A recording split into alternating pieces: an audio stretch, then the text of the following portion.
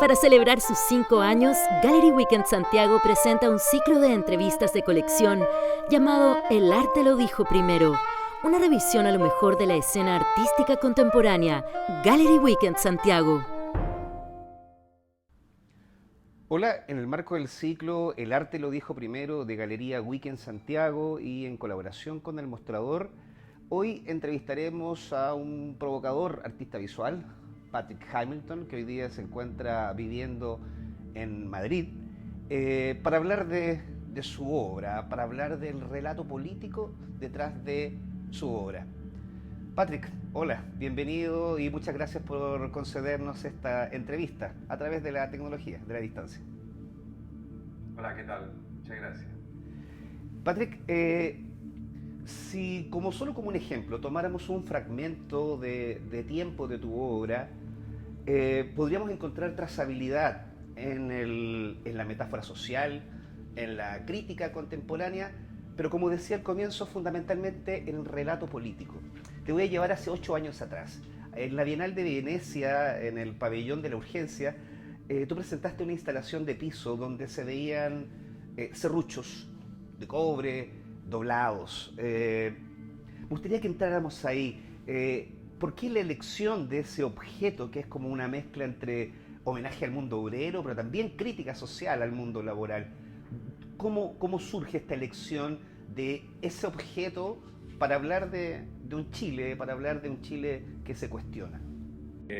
Bueno, mira, para explicarte esa obra en particular, tendría que retroceder otros 15 años y contarte un poco del contexto en el cual yo me formé como artista. Entonces yo te tengo que decir que me formé en una pequeña escuela de arte a mediados de los años 90 en una universidad que ya desapareció, que se llamaba Universidad Arcis, que era una universidad de arte y ciencias sociales, con un perfil muy vanguardista, muy de izquierda, donde había un grupo de profesores que para mí fueron muy importantes y que me marcaron profundamente a través de la enseñanza, pero también de su pensamiento. Me formé en un ambiente intelectual vinculado a una izquierda, digamos, progresista, a una izquierda de pensamiento crítico. Fui alumno de, de Nelly Richard, fui alumno de Francisco Brugnoli, de Virginia Razzuri, fui alumno de Sergio Rojas, de Guillermo Machuca, de Carlos Pérez Villalobos, de Willy Taller, de Federico Galende, luego de Pablo Yarzún. En ese contexto te estoy nombrando quizá al grupo o a un número muy importante de los intelectuales más importantes que ha producido Chile en los últimos 40 años, incluyendo quizá la persona más influyente del mundo del arte, que es Nelly Richard, ¿no? En ese contexto yo me empecé a interesar por una mirada, digamos, crítica respecto a lo que fue digamos, la implantación de este modelo neoliberal en Chile, en términos de revelarme, de develarme un entramado que tenía que ver con esta relación entre el mito, digamos, del desarrollo económico de los 90, esta idea del jaguar, todas estas nociones, digamos, publicitarias que se habían creado, inventado para reforzar esta marca Chile, ¿no es cierto?, en el exterior. Esta idea como de Chile, un país milagroso que pasa del 40% pobreza en 2 décadas, digamos, a casi cifras mínimas, ¿no? Este Chile también que se llena, digamos, de consumo, que se transforma en algo así, un paradigma del consumo, ¿no? En Latinoamérica, un país que se empieza a llenar de mall, un país donde la gente tiene acceso al crédito, etcétera. Entonces yo me centré en aspectos vinculados a la economía y en ese contexto empecé a utilizar herramientas de trabajo. Trabajé el cobre, lo pulí y lo trabajé de tal manera que pareciera una joya, y en ese sentido está todos los conceptos, digamos, ¿no? Las connotaciones vinculadas a lo que podría ser la riqueza, aludiendo un poco a esta riqueza, ¿no?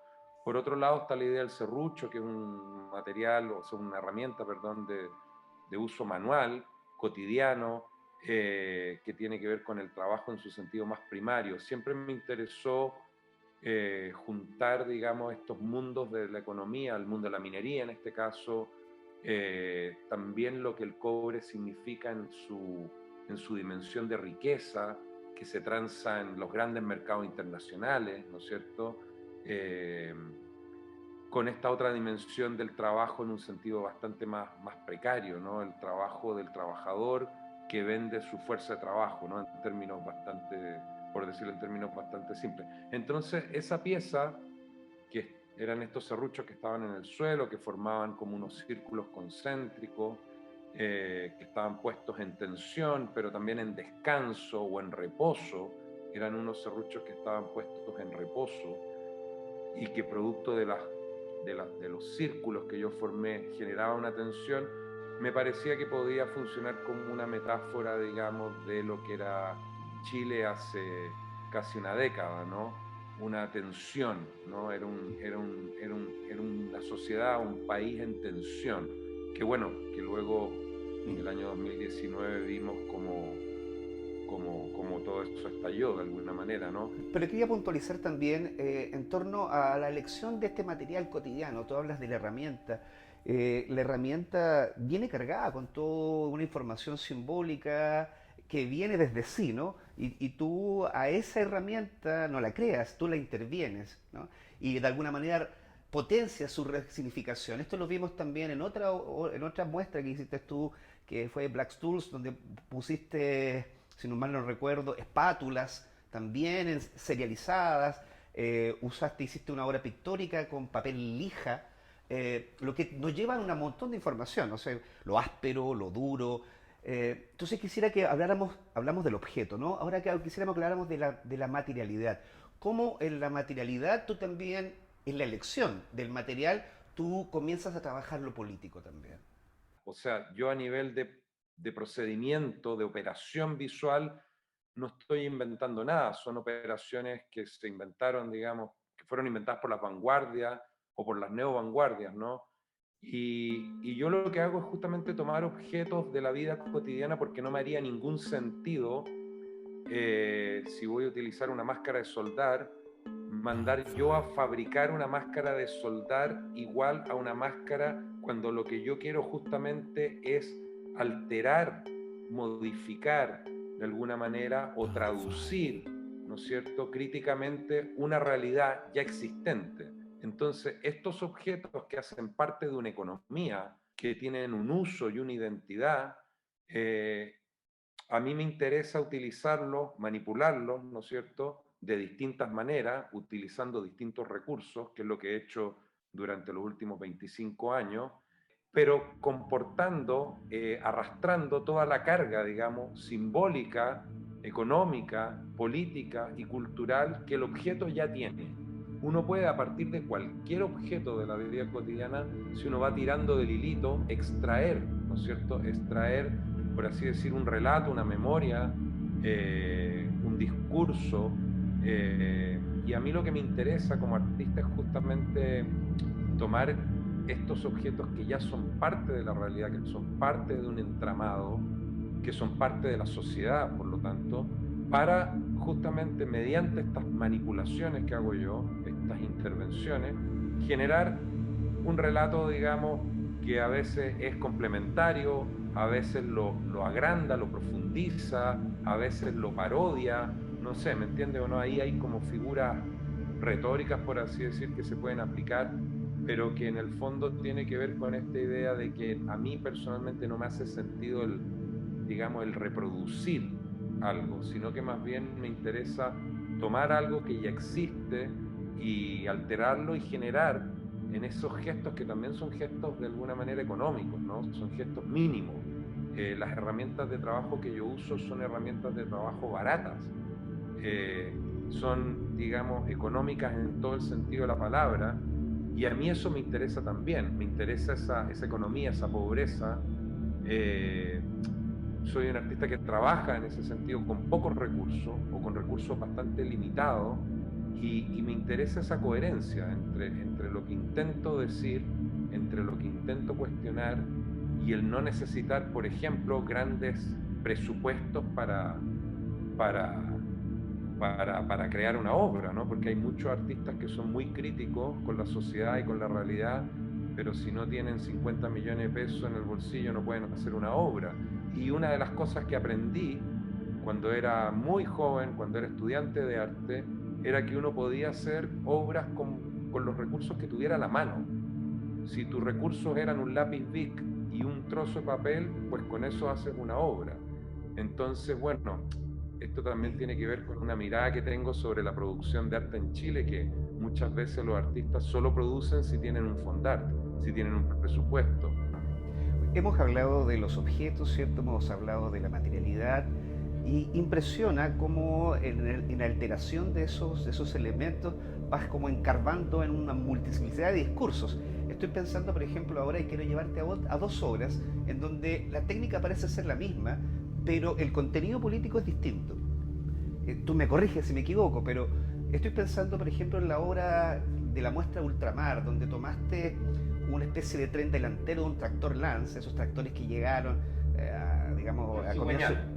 Claro, para un poco también sugerir una desmitificación de la llegada digamos, de la idea de la fantasía del oro cuando llegaron los nazis a América Latina. Y tomaste esa parte de ese tractor y lo expusiste en dorado. Y en otra obra, Progreso, donde hablabas precisamente del exitismo y la desigualdad de Chile, tomaste un tragavolante, un objeto muy cotidiano, y lo bañaste en cobre. Un objeto y le diste un baño. En el primero de ellos uno podría observar una crítica profunda también, precisamente a esta operación de los nazis cuando llegaron a América Latina, de la ambición del chileno, y en la segunda obra uno podría entender también esto, la crítica hacia el exitismo y la desigualdad en Chile. ¿Cómo se produce desde la creación artística usando la misma técnica para producir efectos políticos tan distintos? Eh, Tendría que explicar que esos dos proyectos que hice respecto a estos, llamémosle, mitos del oro nazi en Latinoamérica, sobre este supuesto oro fundido en piezas de interior, en cigüeñales, básicamente de tractores de esta marca Lanza alemana, que habían sido enviados al sur de Chile y Argentina para trabajar la tierra por los colonos alemanes. Y bueno, lo que me fascinó es la idea de este tractor, el viaje de estos tractores. Y el tractor es una herramienta de trabajo, lo que pasa es que tiene otra escala, ¿no es cierto? Y bueno, y a la solución que llegué, porque fue un proyecto, la verdad, de investigación, muy entretenido, tenía toda una parte que era casi como de periodismo de investigación, digamos, ¿no? Donde yo hice un seguimiento, hice viajes físicos, hice seguimiento por internet, hice seguimiento, digamos, a través de libros, documentales, o sea, un trabajo de investigación en el más amplio sentido de la palabra. Y como resultado, lo que hice, lo que se me ocurrió hacer, fue contar esta historia a través de traducciones objetuales y visuales, ¿no? De todo el material que yo había encontrado, hice una selección, una edición y lo traduje. Y se me ocurrió que la mejor forma de traducirlo era utilizando dos materiales o dos materialidades, el pan de oro o el pigmento de oro y la grasa del tractor, de la maquinaria, ¿no?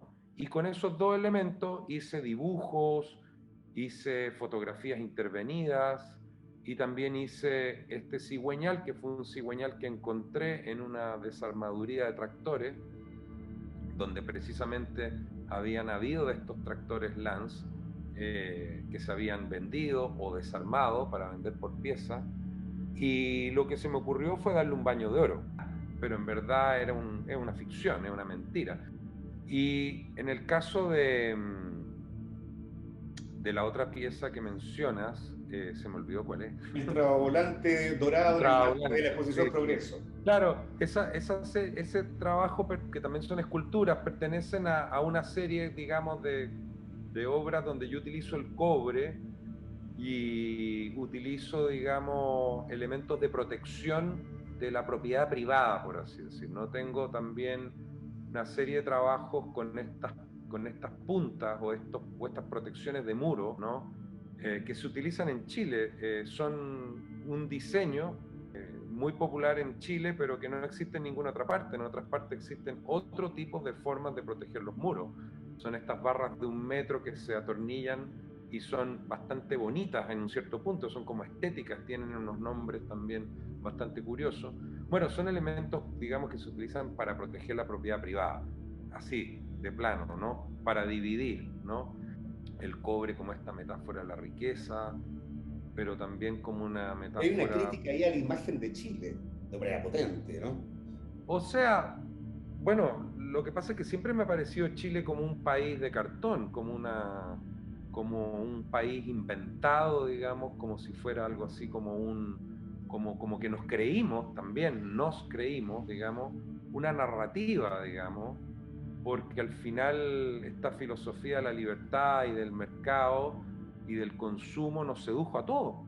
Si en Chile, que levante la mano quien pueda decir que es 100% no neoliberal. O sea, todos tenemos un componente, casi diría yo, genético de neoliberalismo porque los Chicago Boys lo hicieron muy bien en Chile, lo hicieron extraordinariamente bien y nos metieron en el ADN de nuestras costumbres y de nuestra forma de vida, una forma de ser, digamos, bueno, que es una construcción, que es una construcción, ¿no es cierto? Así como el socialismo es una construcción, también este capitalismo neoliberal que imperaba en Chile es una construcción. Y esa construcción supone, digamos, una serie de recursos, digamos, para hacer verosímil la construcción.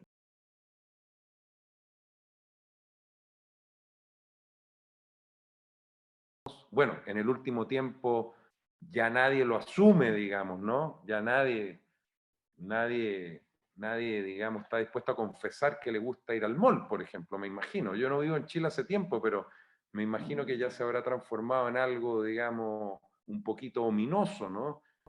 Algo de eso, Pero, algo de eso. ¿ah? Persiste, ¿No? persiste todavía, hay algo de eso, pero persiste No, todavía. pero me refiero a que, Sí, a que, a que me ha interesado esta sí, construcción, sí. porque la verdad es que la dictadura de Pinochet fue un hecho, digamos, orquestado, digamos, todos lo sabemos, ¿no es cierto?, para detener el comunismo, para detener el avance del socialismo, que se estaba colando desde Chile, ¿no es cierto?, ya tenían Cuba ahí al lado, y bueno, lo que hicieron fue un reseteo Mm. brutal. Hay una frase de Milton Friedman que es muy, digamos, elocuente. Dice, Chile es el primer país en el mundo donde un avance certero hacia el comunismo es torcido en 180 grados y se transforma en un avance hacia el libre mercado. O sea, y eso fue lo que pasó en Chile. Mm. Entonces, ese reseteo que tuvo que ver con la economía, por supuesto, que tuvo que ver con la política, por supuesto, tuvo mucho más que ver también y de manera mucho más profunda en lo cultural. Yo sé que ahora está de moda lo colectivo, pero Chile es un país muy individualista y uno lo ve cuando conduce en la Mm. calle, en todas partes. Yo vivo en un país que es mucho más socialista, que se llama España, y uno se da cuenta de la diferencia. Un país donde lo público es ultra valorado, Mm. donde hasta el tipo con más dinero valora lo público. No sé si me explico, o sea, se Sí. valora lo público. Lo que nos acabas de mencionar, al menos hablaste de 4 conceptos que nos llevan a hablar a una de tus más recientes obras. Hablaste de muro, hablaste de construcción, hablaste del modelo neoliberal, hablaste de Friedman, y eso nos lleva a El ladrillo, ¿no? Una de las obras, de las últimas obras que has trabajado. Esa obra, eh, hay una síntesis en el título, que es ladrillo, que te evoca muchas cosas. O sea, hay una síntesis muy clara. Mercado, democracia, libertad son las palabras, digamos, que se combinan, digamos, en esta retórica neoliberal para explicarnos, digamos, de que el Estado es lo peor, ¿no es cierto? Y fue el año 2018 que empecé a trabajar un proyecto que yo lo denominé The Chicago Boys Project, en inglés, el proyecto de los Chicago Boys, ¿no es cierto? Fue digamos, una intervención bastante radical sobre lo que fue, digamos, la sociedad, ¿no es cierto?, la sociedad chilena, en los aspectos económicos, pero también quiero enfatizar en los políticos y en los culturales. Lo que pasó con el ladrillo es que, bueno, lo descargué de internet, porque estaba en internet, me lo leí, leer todos estos libros de economía, que he leído varios, digamos. Bueno, el tema con el ladrillo es que me pareció un libro fascinante porque tiene un prólogo donde dice y expresa, digamos, por qué el socialismo es nefasto. Y luego viene todo este recetario, digamos, de medidas para contrarrestar estas ideas nefastas del socialismo, ¿no es cierto? Porque era un informe económico, en verdad no era un libro, no, nunca fue pensado para ser publicado, sino que era un informe. La anécdota cuenta que, que el aparato, el mimeógrafo se fundió de tanto sacar copias, pero bueno, yo tengo una aquí, que se las puedo mostrar ahora, que tuve la suerte de que un amigo mío muy querido me consiguiera, digamos. Y esta es una fotocopia a la fotocopia, por así decirlo, ¿no?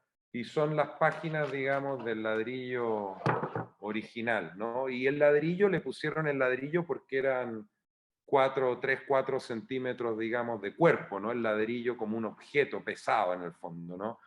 Ese libro es un ladrillo, que es una expresión muy chilena. Acá en España no se usa. Y bueno, y en esa obra incorporé 160 archivos, digamos, que cuentan algo así como esta pequeña historia del neoliberalismo o esta arqueología del neoliberalismo desde el nacimiento del concepto que te estoy comentando y que presenté en el Museo Reina Sofía y que ahora mismo se está presentando ahí en Chile en un lugar llamado Il Posto, ¿no? En Vitacura. Bueno, me interesa también el ladrillo como aquel material de trabajo, ¿no es cierto? Este material precario, pobre, que es un módulo que construye, literalmente, ¿no? Construye muros, construye casas, construye edificios, pero no deja de ser un material muy precario que pertenece a este mundo del trabajo, ¿no es cierto? Un material muy barato también. Yo le di también un tono, digamos, visual, utilizando solamente dos colores, rojo y negro. Ahí los ladrillos estaban pintados justamente con esos dos colores, que aquí en España se conocen como los colores de la bandera anarcosindicalista.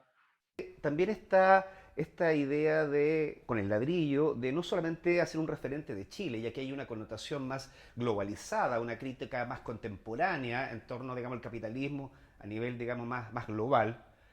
Pero también tenemos aquí, no sé si a lo mejor se me ocurre pensar, y creo que te he escuchado hablar también, que hay presencia de referentes, y no solo del mundo artístico, sino también del mundo intelectual, del mundo político, del mundo periodístico. Por ejemplo, la doctrina del shock, ¿no? El libro de Naomi Klein, ¿eh? ¿Sí?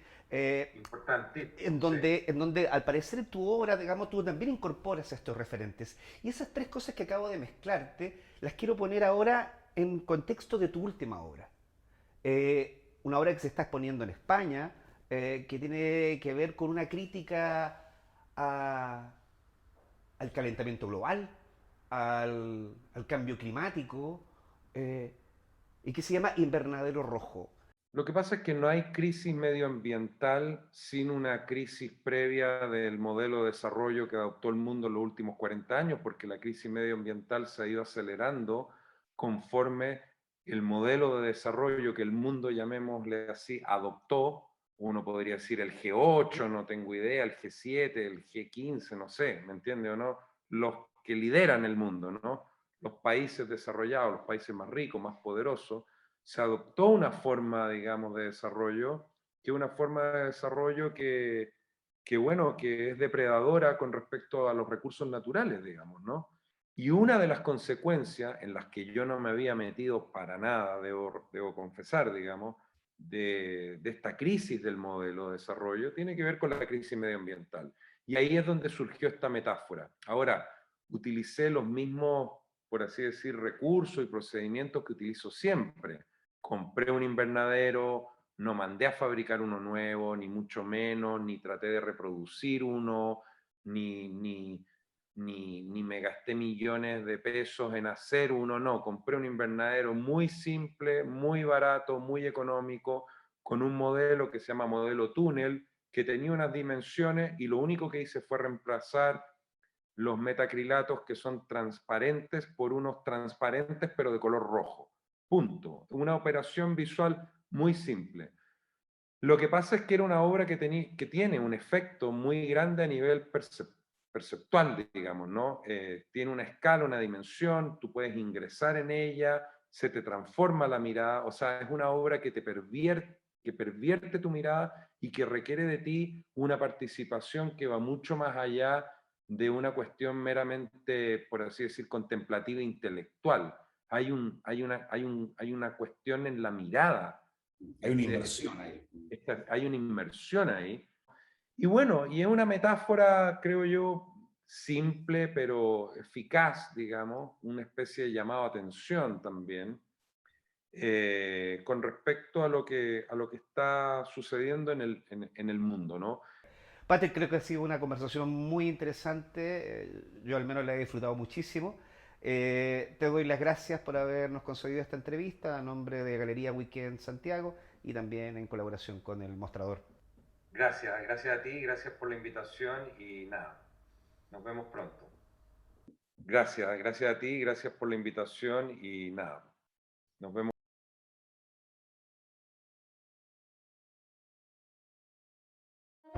Para celebrar sus 5 años, Gallery Weekend Santiago presenta un ciclo de entrevistas de colección llamado El arte lo dijo primero, una revisión a lo mejor de la escena artística contemporánea.